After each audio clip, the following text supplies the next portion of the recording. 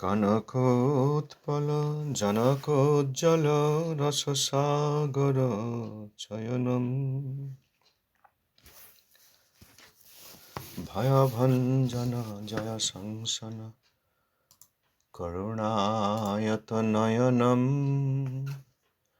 কনকোৎপল জনকোজ্জ্বল রসসাগর জয়নম মুখরীকৃত ধরণীতল হরিকীর্তন রসনম মুখরীকৃত ধরণীতল হরিকীর্তন রসনম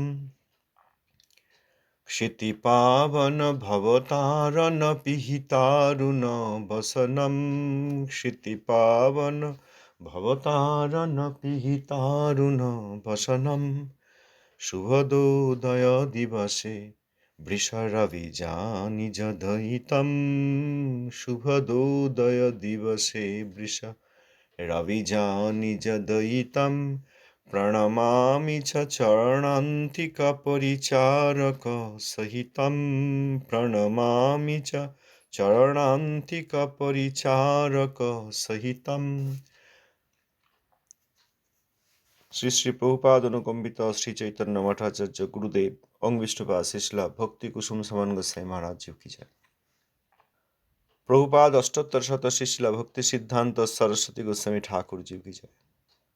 অবধূত কুলোচরামণি শিলা গৌরকিশোর দাসবাজি মহারাজ জি কি জয়। শিশলা সচ্চিদানন্দ ভক্তি ঠাকুর মাসে কি জয়। শ্রী রূপানুগ আচার্য কি জয়। শিশলা সচ্চিদানন্দ ভক্তি ঠাকুর মাসের জৈব ধর্ম সপ্তম অধ্যায়। গতদিন আমরা যতদূর পড়েছি তার পরবর্তী অংশ। যাদব দাস বললেন, গৃহস্থ বৈষ্ণবগণকে স্মার্তদিগের অধীনে থাকিতে হয়, নতুবা সমাজে তাহাদের ক্লেশ হয়।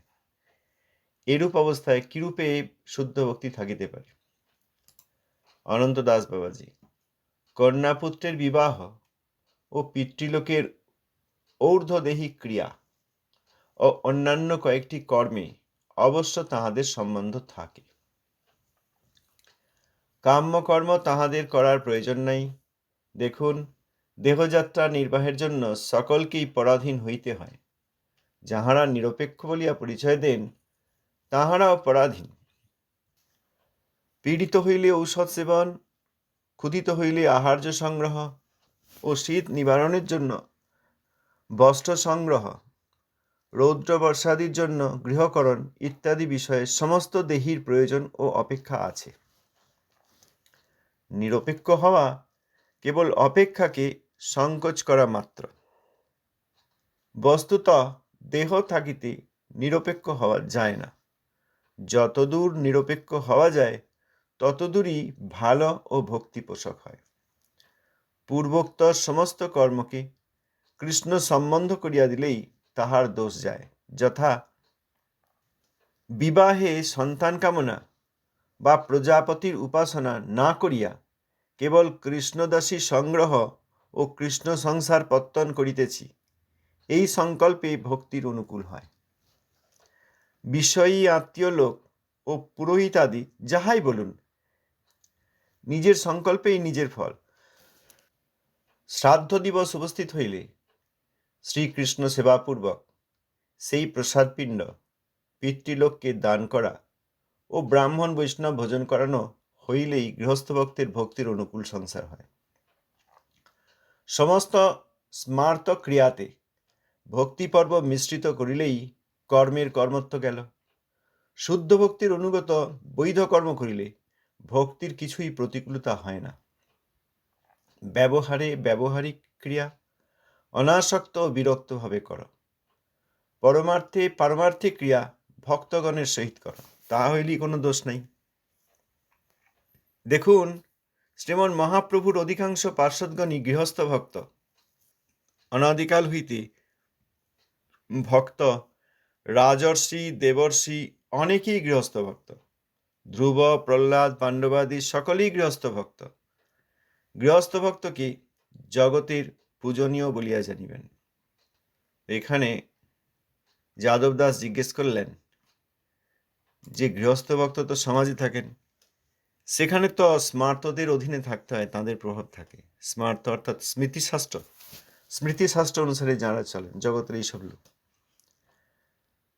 তা না হলে তো সমাজে তাদের ক্লেশ হবে, সম্পর্ক ভালো থাকবে না, অনেক জায়গায় আবার বয়কটও করে, অসুবিধা করে, নানা প্রকার বিরোধ করে। তো সেই অবস্থায়, সেরকম অবস্থায় কিভাবে শুদ্ধ ভক্তি থাকতে পারে? তখন শ্রী অনন্ত দাস বাবাজি শ্রী যাদব দাস এবং চণ্ডীদাসকে বললেন, তখন বললেন যেসব ব্যবহারিক কাজগুলো রয়েছে, কন্যা পুত্র ছেলে মেয়ে তাদের বিবাহ দেওয়া, পিতৃলোকের ঊর্ধ্বদেহী ক্রিয়া অর্থাৎ এই শ্রাদ্ধাদি, পরিবারে পরিজন আদি পরিবারের যারা সদস্য, তাদের কারো দেহান্ত হলে বা তারা কেউ দেহত্যাগ করলে ঊর্ধ্বদেহী ক্রিয়া অর্থাৎ শ্রাদ্ধাদি, অর্থাৎ বিবাহ শ্রাদ্ধ এইসব বিষয়ে এবং অন্যান্য কয়েকটি কাজে ওই স্মার্তদের সঙ্গে সম্বন্ধ থাকে। সাধারণ গৃহস্থ ভক্তদের জন্য বলছেন,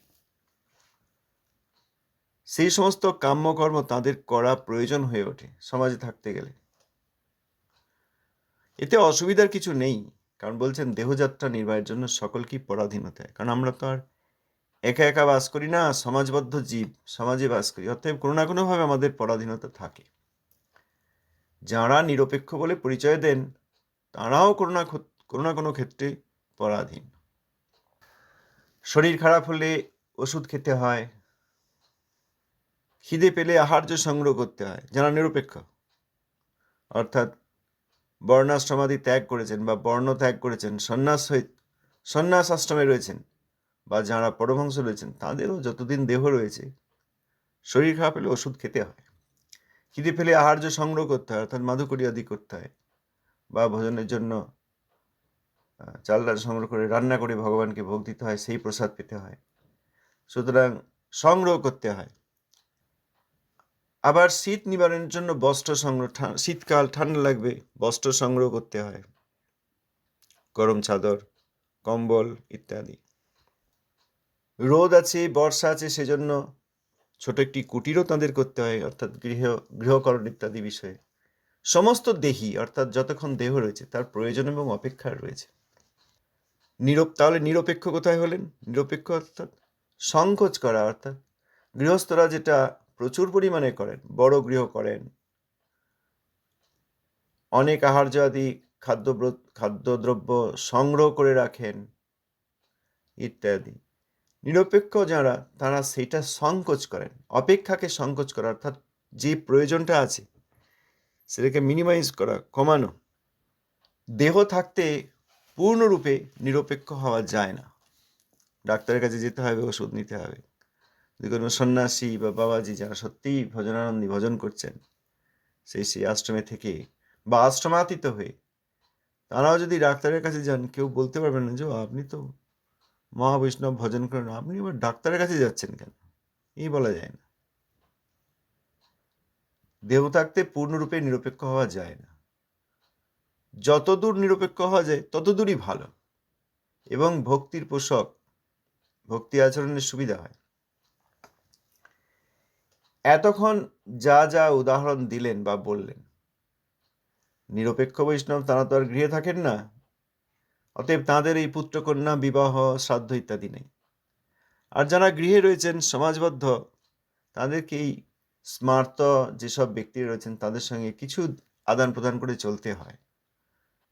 অতএব এতক্ষণ যা উদাহরণ দিলেন, এবং সন্ন্যাসী বা পরমহংস যারা নিরপেক্ষ বৈষ্ণব বা গৃহের মধ্যেও আছেন এবং খুব নিরপেক্ষ বৈষ্ণব, তাদের সকলের জন্য যেসব উদাহরণ এতক্ষণ দিলেন সেইটা নিয়ে বলছেন পূর্বোক্ত সমস্ত কর্ম, এই সব কর্ম যেখানে যেখানে এই সমস্ত কর্ম যা প্রয়োজন, সেইগুলিকে কৃষ্ণ সম্বন্ধ করে দিলেই তার দোষ যায়।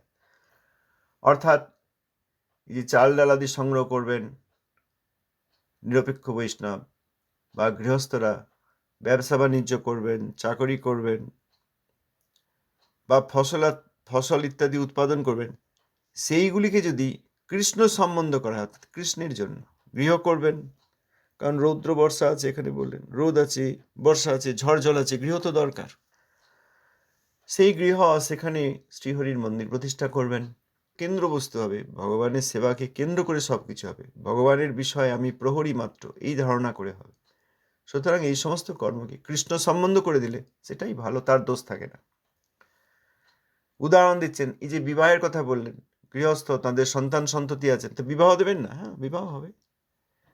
বা যারা বিবাহ করছেন, প্রাকৃত জগতের স্মার্ত লোকেরা, তারা বিবাহ করার সময় সন্তান কামনা করে, এই যে বিবাহ করছি যেন সন্তান হয়, এবং প্রজাপতির উপাসনা করে। অনেক সময় বিবাহের কার্ড দেখলি ছাপালি দেখা যায় সেখানে প্রজাপতির ছবি থাকতো, এই পতঙ্গ প্রজাপতি। কিন্তু আসলে যার রূপক তারা যেটা বলতে চাইছেন সেটা হচ্ছে এই প্রজাপতিগণ, তাদের উপাসনা। তাহলে সন্তান কামনা না করে আর প্রজাপতির উপাসনা না করে বিবাহের উদ্দেশ্য হবে কৃষ্ণ দাসী সংগ্রহ। শিল ভক্তিনাথ ঠাকুর মহাশয় এই শ্রী রূপানুগ ভক্তি সর্বস্তরে দেওয়ার জন্য যে কথা বলেছেন, সেখানে কন্যাদের খুব গুরুত্ব, মহিলাগণের খুব গুরুত্ব।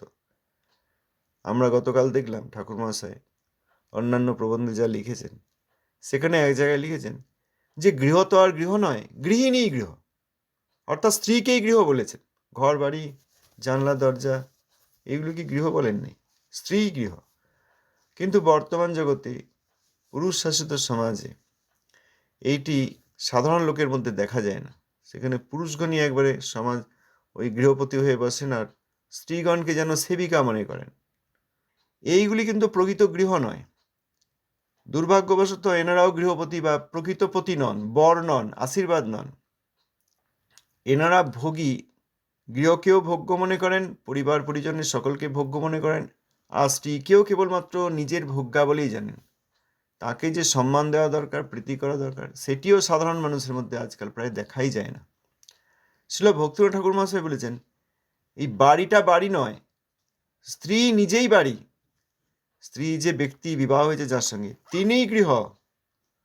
কিন্তু সেই বস্তু, সেই জিনিস ঠাকুর মহাশয় অনুসরণ না করলে আমরা শিখবো কোথা থেকে?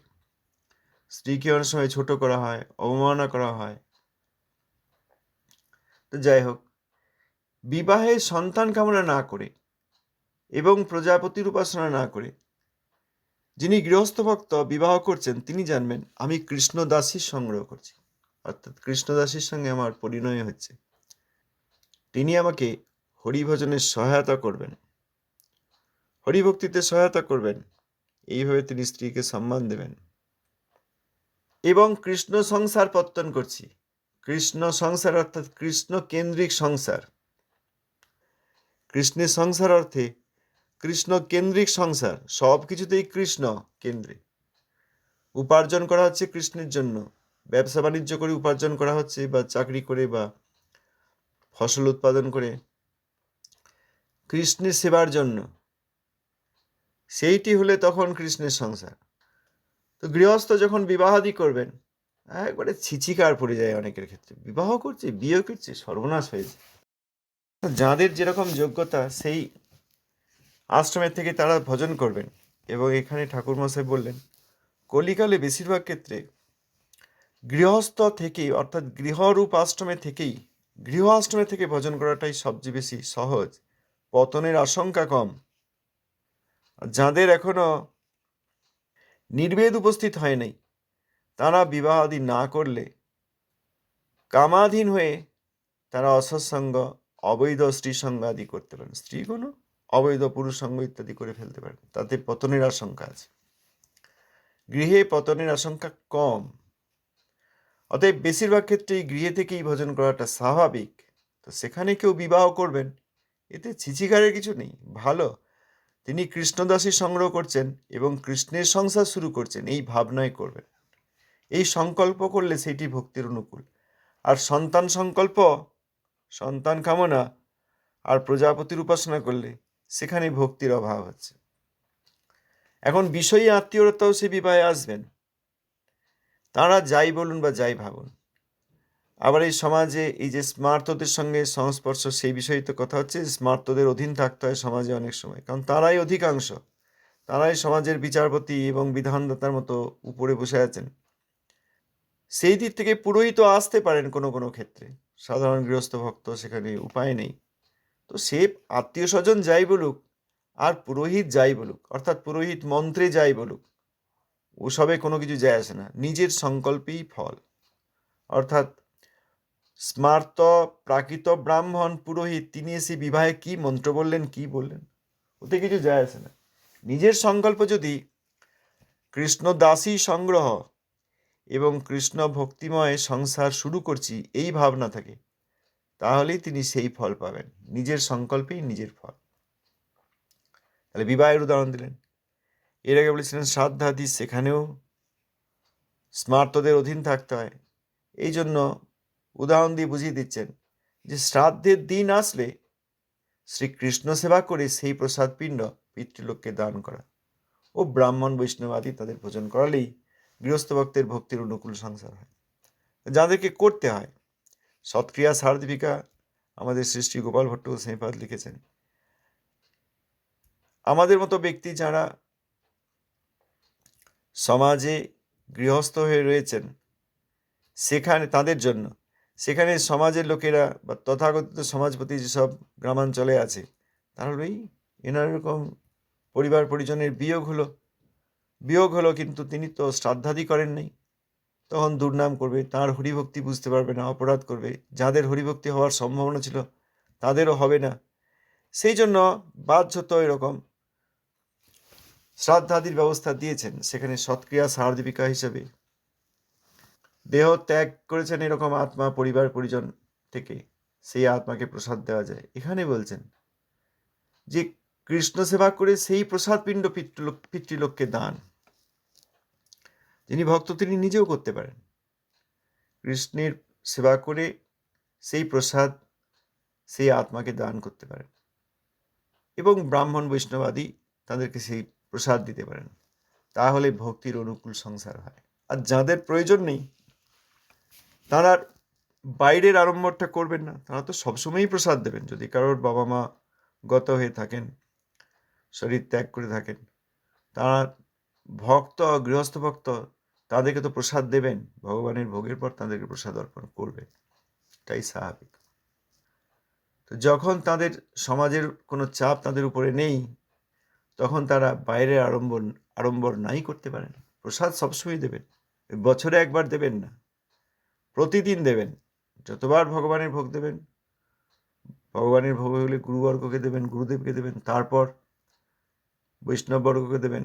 আর যিনি দেহত্যাগ করেছেন তিনি যদি ভক্ত হন, তিনিও পরম্পরায় যে স্থানে, তাকে দেবেন। বা যদি ভক্তির অনুষ্ঠান না করে থাকেন, তাহলে বৈষ্ণবদেরকে সেই প্রসাদ ধ্যানে অর্পণ করে বৈষ্ণবদের মহাপ্রসাদ তখন সেই বিদেহী আত্মাকে দেবেন। তো প্রতিদিনই দেবেন, কিন্তু জগতের লোক বুঝতে পারে, তারা ওই বছরে একদিন শ্রাদ্ধাদি করে আর বছরে একদিন ওই অনুষ্ঠান করে। অতএব বাইরের আড়ম্বর যেখানে প্রয়োজন নেই সেখানে করার দরকার নেই। গৃহস্থ ভক্ত তাঁর যে ক্রিয়া সেটি তিনি করবেন।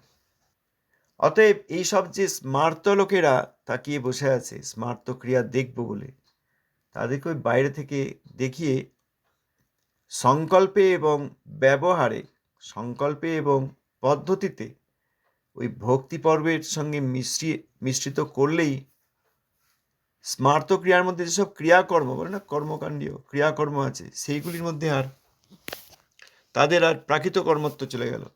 অতএব ভক্তির অনুষ্ঠান হলো। যেসব বৈধ কর্মাদি করতে হয় সমাজে থাকতে গেলে গৃহস্থ বৈষ্ণবকে, সেইগুলি শুদ্ধ ভক্তির অনুগত, এই জন্যে সেই রকম ব্যবহার করলেই আর ভক্তির প্রতিকূলতা হয় না, অনুকূলতা হয়। যেগুলি ব্যবহারিক ক্রিয়া সেইগুলি বাইরে আচরণ করলেন, ব্যবহারিকটা বাইরে আচরণ করলেন, বাহ্যে লোক ব্যবহার, অন্তরে নিষ্ঠা আর বাহ্যে লোক ব্যবহার, অর্থ তাই যে সংকল্প, উদ্দেশ্য, এগুলি সব, এবং সংকল্প, উদ্দেশ্য, ভক্তির ক্রিয়া, এগুলি সব ভক্তি অনুসারে। আর বাইরে ওই বাহ্য ব্যবহার, যেন আত্মীয়রা এসেছে, যেন খুব উৎসব হচ্ছে, প্রাকৃত ক্রিয়াকর্মের মতো, কিন্তু সেখানে প্রসাদ দেওয়া হচ্ছে, তাহলে ভক্তি মিশ্রিত হলো। অতএব ব্যবহারে ব্যবহারিক ক্রিয়া অনাসক্ত হয়ে, আর এদের সঙ্গে এইসব কর্মের প্রতি বিরক্ত হয়ে, বিরক্ত অর্থাৎ দূরত্ব রেখে। এনারা মনে করছেন আমি কর্ম করছি, কিন্তু আসলে কর্ম নয়, বাইরে কর্মের মতো মনে হলেও সংকল্প, উদ্দেশ্য এবং ব্যবহারে, সংকল্প এবং উদ্দেশ্য এবং পদ্ধতিগত দিতে সবই ভক্তির অনুষ্ঠান।